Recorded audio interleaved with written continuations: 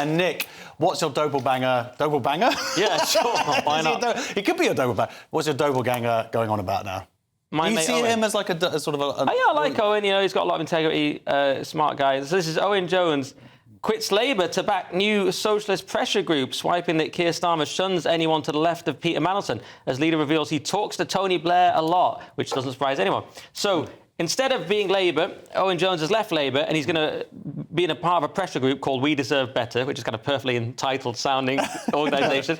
And his argument is they're going to win anyway, so we're not going to let the Tories in, it's safe, but we can pressure them come the next election to, quote, back an alternative based on the politics of hope. So he's annoyed about austerity measures, Israel's war crimes, his words, not mine. No. Tories getting back... that's the thing about Tories not getting back to government. Sorry, I'm repeating myself. But it's quite interesting because I saw an interview a while ago with Owen Jones and Peter Hitchens, and Owen was saying how, you know, nothing he really wants has been enacted. And I was thinking, I feel like I live in Owen's world. Like, we live in a sort of leftist woke world. But in Owen's world, nothing he wants has actually happened. So here's the difference. The Tories are in power.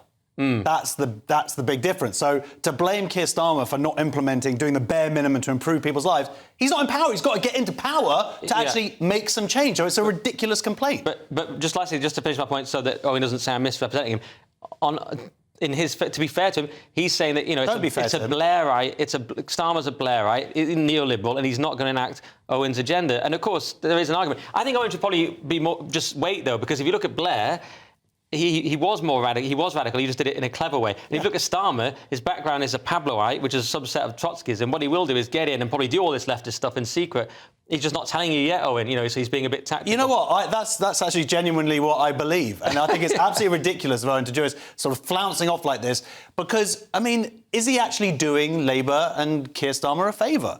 It doesn't matter. They're going to win so badly. He is actually doing them a favor because he's making more moderate people of the rightish side go for Keir Starmer. He's playing into. He's basically if Keir Starmer might have to pay him money to do what he's doing. So yes, he is. He's doing Keir Starmer a favor by saying Keir Starmer is not bat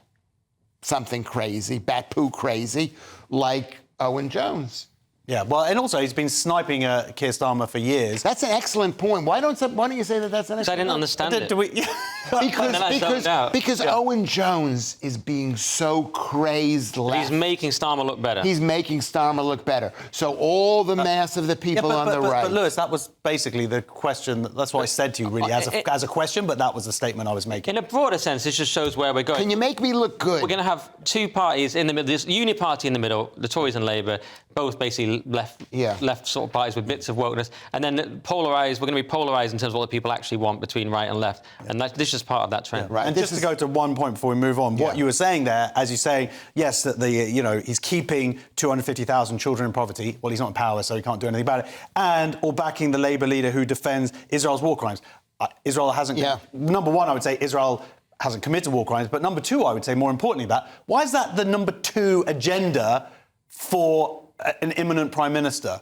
And why is he listing that as like number two? That is the problem here.